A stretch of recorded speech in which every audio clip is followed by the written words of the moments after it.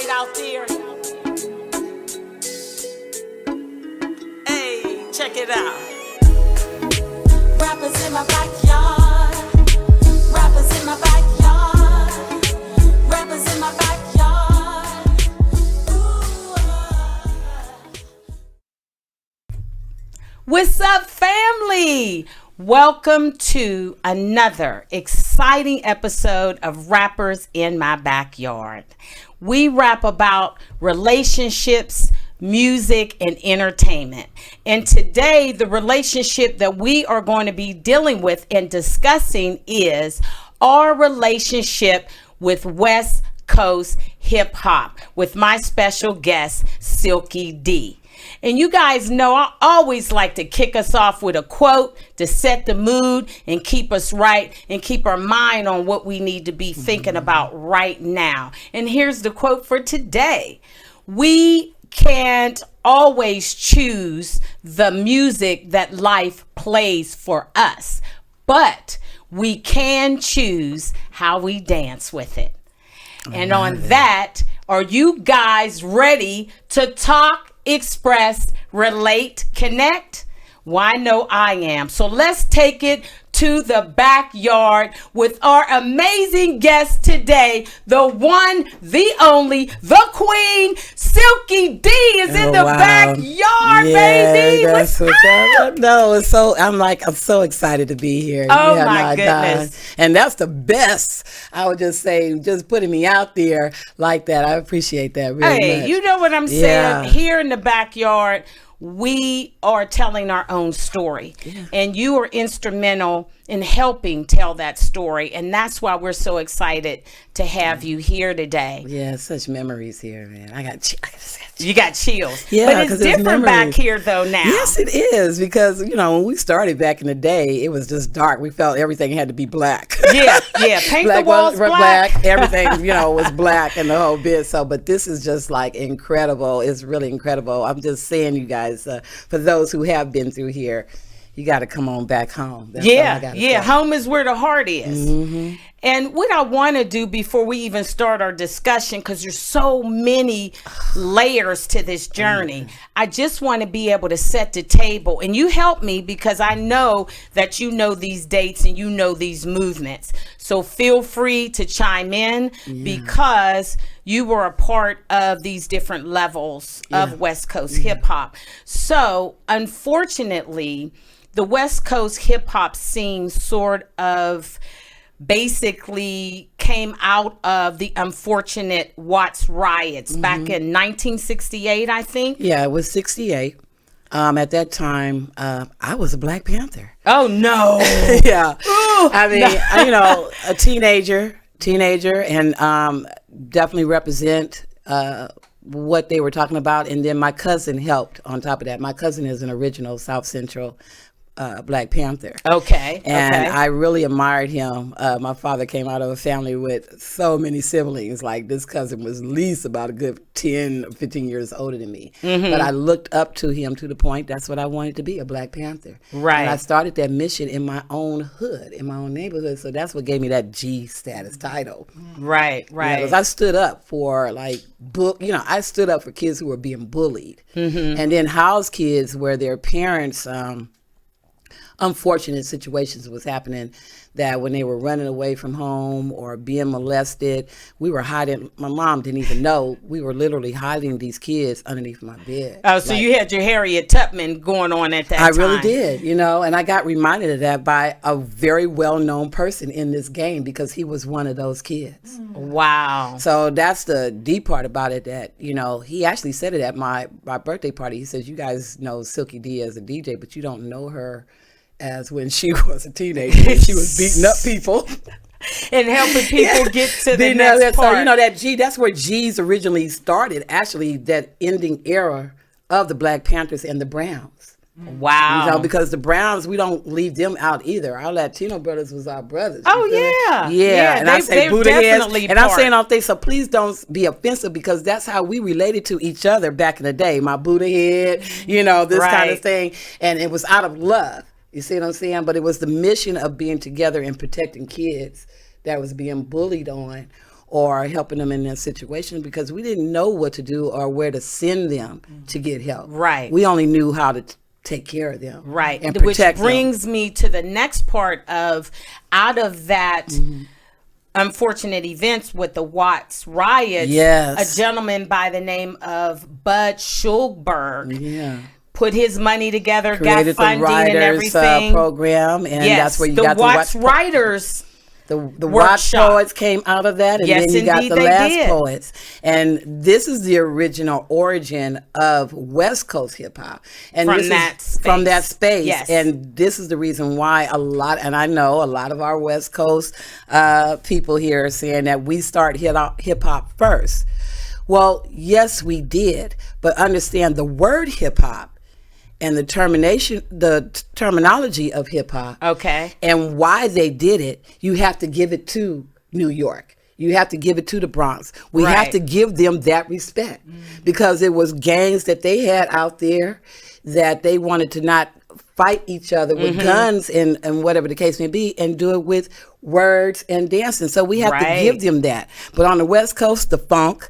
On the West Coast, the Watts riots, the last poets, the Watts prophets. Right. Okay. Right. Yes, it did start here during that time. But the word or the terminology and the Hip-hop acronym of hip hop came from New back York east. came from East. And let's give them their respect from that. We shouldn't be Right. hating on that because the Right. mission is all the same. Yeah, we're all trying to deliver the That's message. right. Saving Yes. life, giving the message and the whole bit. And if we go, and I go farther than that because when you're educated to where you come from, when you come from the motherland of Africa and the indigenous ways, I definitely compare the 5 elements of hip hop of what our indigenous people did. Right. You know, Right. when- So before you go on to that particular part, I just want to link on the fact that after we did get through the Watts riots, Yes. and that we did have that program that basically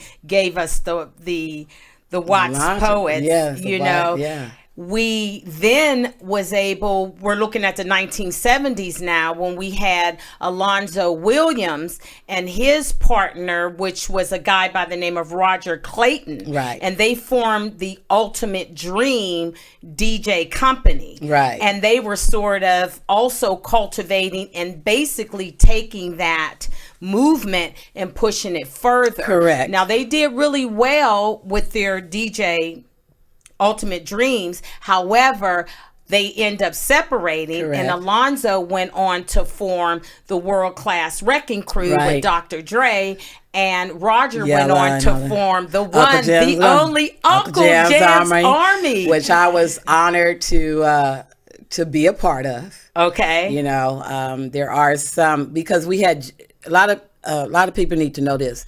There are 3 generations of Uncle Jam's Army. Okay. So the 3rd generation and probably the half of the 2nd generation did not know I exist. Okay.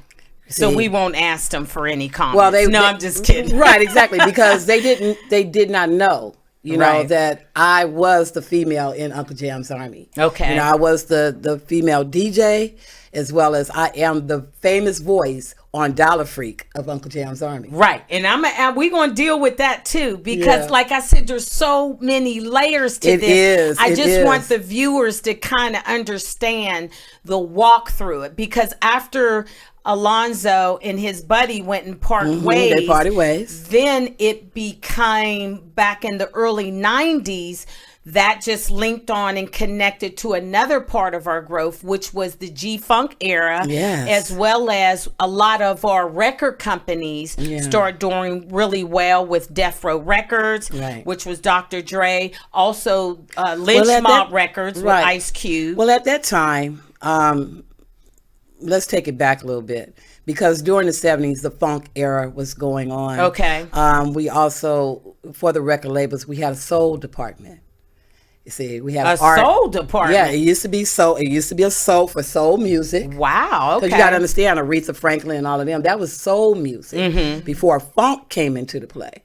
When funk came into the play, then they wanted to turn it around and call it R&B. Okay. And we still had a jazz department.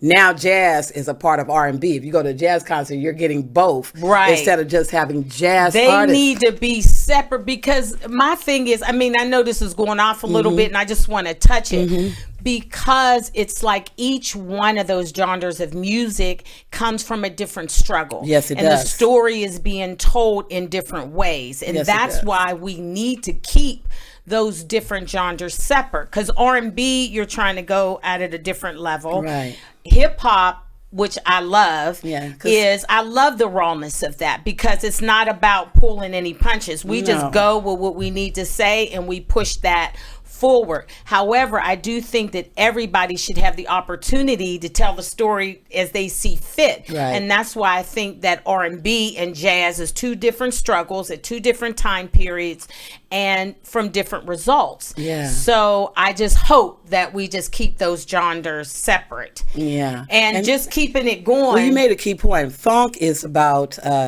drugs, sex, and drugs and sex. Yeesh. Matter of fact, mostly all your music, if you take it back to Yeah, there was a lot of drugs. in the 40s and the 20s and stuff, they talked about marijuana in their songs. Really? Jazz, that's what jazz was a part of, was marijuana. Even though they talked about marijuana, but then on the back end, there was a lot of artists that was on cocaine. Okay. For them to perform, but they didn't sing about cocaine. They mostly put that in a more, I would say, a classic jazz or acid jazz type of music. Right. And then from Because there, every drug gave you a different feel. You know, I would assume.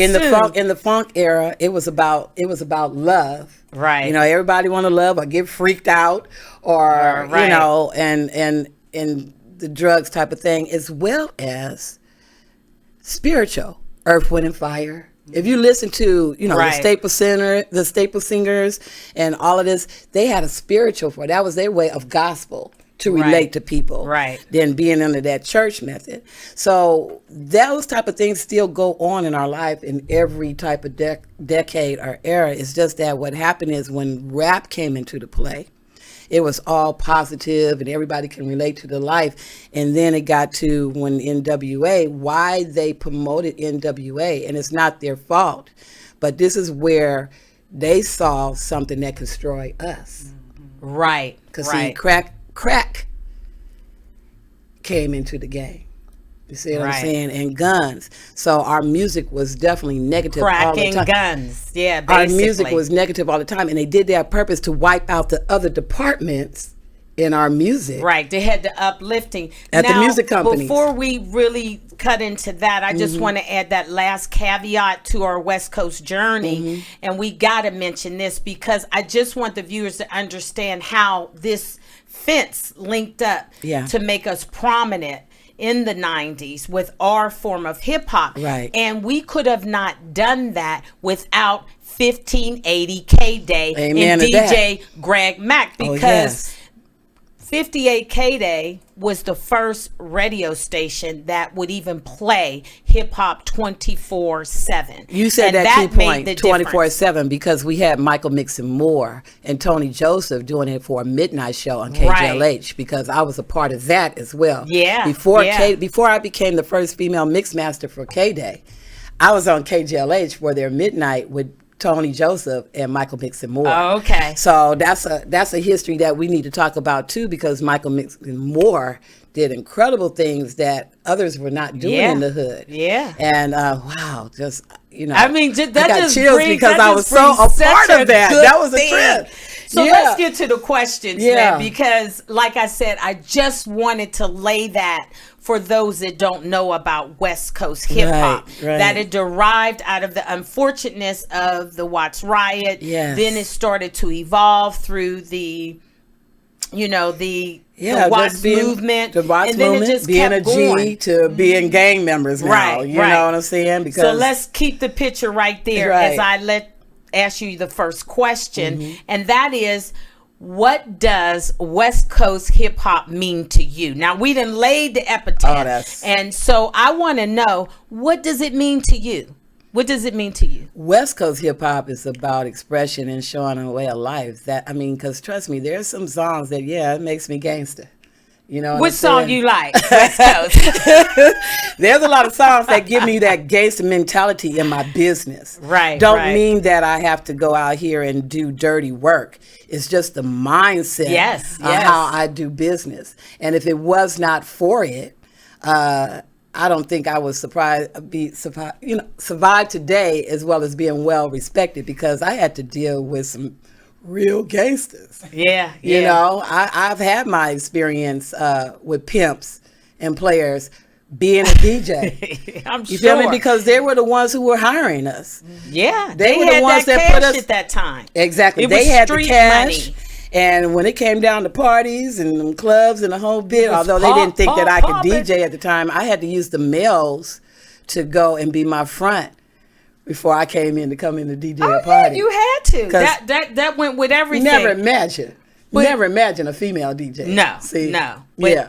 they did, and that's Well, that's you. after they saw me coming in there, and first I would come and check out the place, and they'd be, "Oh, you coming to the party?"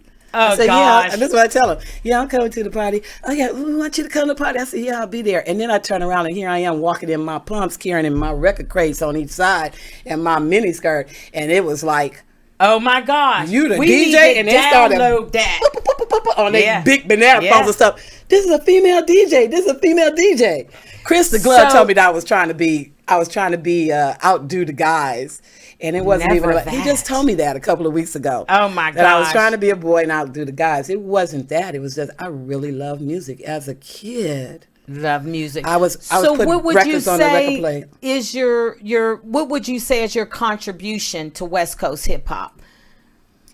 Wow. Because I gotta keep us on this thing, because I me got and you, you. we can just go side streets and everything, but for our viewers, we my really just want to contribution paint really, that my that walk. contribution really is the fact that I am the first female DJ in the Okay. club scene, first woman audio owner company. Right. What was the first name one- of your company? Secret Weapon Sounds. Okay. Secret Weapon Sounds. Okay. First woman to run that. Not only that, hire kids out of the neighborhood. I literally fed a neighborhood. Jeez. Because some of their parents was on crack. I saw kids out here on the street, and I said, "How come you're not in school?" Oh gosh. Oh well, one kid said, "Well, my mom, I'm trying to watch it when she gets her food stamps and stuff, so she won't spend it to buy it." I said, "Let me tell," and I told this young man that you go to school and I'll pay you $25 to mow my lawn on the weekend. See, that's and then good turned around stuff. and have him come in where actually he started learning how to be on the turntables or learning how to put equipment together or make our own speakers, because at the time white boys did not allow for black business owners to come in and to get that extra. 50% as you are as a business owner. Right. They wanted us to just buy it straight out like everybody else. Oh, gosh, So the no. opportunity was not there, and from that I went from that to becoming the first woman soundstage manager director Now, for wait Tina a Marie minute. and them. Come on now. Wait a minute before you even go there, because we Yeah. get ready to go to break. I want to know, how did you get the opportunity to actually record the 80s classic Dow of Freak with Uncle Jam's Army before we go to break? Because we're going to play it during Yeah. the break, Okay. and so we'll reapproach it when we come back. But just tell us real quickly before we go to break. Egypt and I playing around at the Veterans Auditorium because we're both Prince lovers. Oh gosh. Yeah, and with Uncle Jim's Army, Oh, like a gosh. big army, and we always kidding and joking and stuff all Right. back there. Like I was one of the boys actually, but that's how that happened. Okay, And well, I'm gonna tell you about it. we're gonna connect on that after Okay. break. Okay. We're getting ready to go to break. We're going to actually revisit that. We're going to play the actual record during the break so Yeah. that they'll be able to hear it, and so we can come Yeah. back and talk more about it. Also, we are going to be throwing on the grill today, Megan the Stallion, because of the fact that she won the case to be able to play her music. And I Yes. think both of us as females have a lot to say about that. So everybody just stay with us. We will be back shortly. So stay with us, be with us, and we love you. We'll be right back. All right?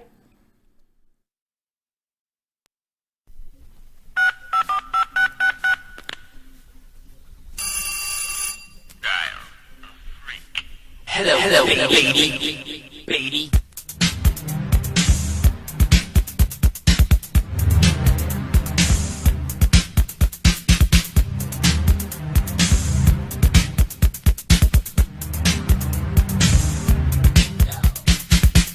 Here I am, mind so blue.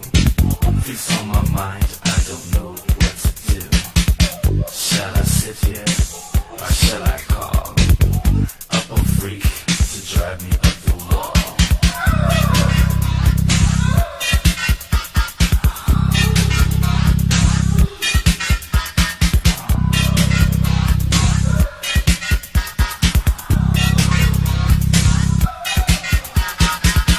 Hello, baby. What's the scene? Can I come pick you up in my limousine? Just ain't nobody bad like me. I make you great freaking tea.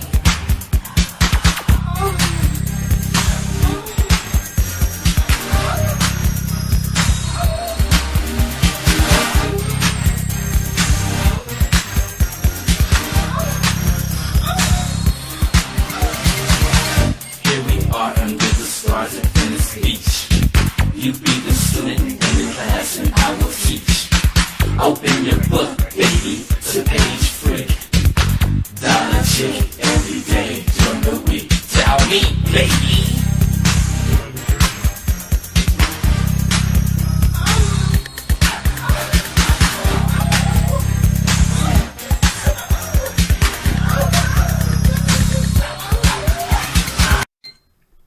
What's up, family? Man, the break went fast. Our time with the great Silky D seems like it's slipping fast. Like I told you guys, she has a story. She's been with every level of hip hop as we've grown, and she continues to be a difference maker in what we do today. And so we're just so thankful to have her. You guys had an opportunity to listen to that 80s classic, and we're going to come back and we're going to talk about it with the great, amazing Silky D. So we back at it, Silky D. Yeah, that record to me, I think made Uncle Jam's Army go way over the top, even though they don't give me the credit for that. That's the only record that I knew of with Uncle Jam's They didn't Army, give me the credit. so- I'm going to be real. I'm putting it out there. My name you're is not not on the on the credits. record. I'm not on the credits. Get out of town. Well, because it started with a phone call at 2-something in the morning for me to come to the studio. Okay. And Not a booty call. Not a phone booty call. Yeah, because if it was, Egypt apparently told Roger. And Roger called me and said, hey, we want you in the studio. So we're talking about Roger Clayton, yes. the one that Roger was Clayton. with Alonzo Williams, right? Right. With the And Egyptian Lover. We're great friends to this day. But that record came down to the studio. And oh, my God, we were in there. And they said, well, we want you to say this. We want you to say this. So I had the earphones on my head, right? And I'm in the studio. And I heard Roger all through my ears with all this moan and groan and stuff. So I couldn't digest it, right? I couldn't digest it. I said, okay, I need you guys to, because I'm looking at like almost the whole crew. Right, Through right. this big glass. I said, could you guys just do me a favor? Just, can we turn off the lights? Right. Literally, I said, turn off the lights. And then that's when I had to imagine at that time with my boyfriend to get what Roger was talking about in the ears and what Egypt was going over those type of words, to imagine the scene that what they're talking about dialing a freak. Right. So that's what happened, and that's what had evolved. And all I can say, I think it was Steve Yano. He said, Rest in peace, yes, Steve man. Yano. Steve Yano, I think, was He's a beast. Yeah, he producer really behind helped it. And this he was movement. Like, you have an incredible voice. Oh gosh, I'm telling you, when you close your eyes and listen to the song, I'm telling you, you don't need a mate. You just need a few loose things hanging around. A guy told me on Facebook that he thanked me because he was getting a ticket by the cop, and the cop. He said the song was on the radio, and the cop said, who's that? Or who's singing that? He said, that's Dollar Free. And he got away with not having a ticket. So he thanked me about my voice. Free. Because if you think about Sylvia Robinson was the first moaning and groaning of Pillow Talk, right? Then you got Donna Summer. Right. So I'm talking about the eras now. And then you got me. Right. Of hip hop with my sexy sound. Yeah. So, and then you have many, many more of those.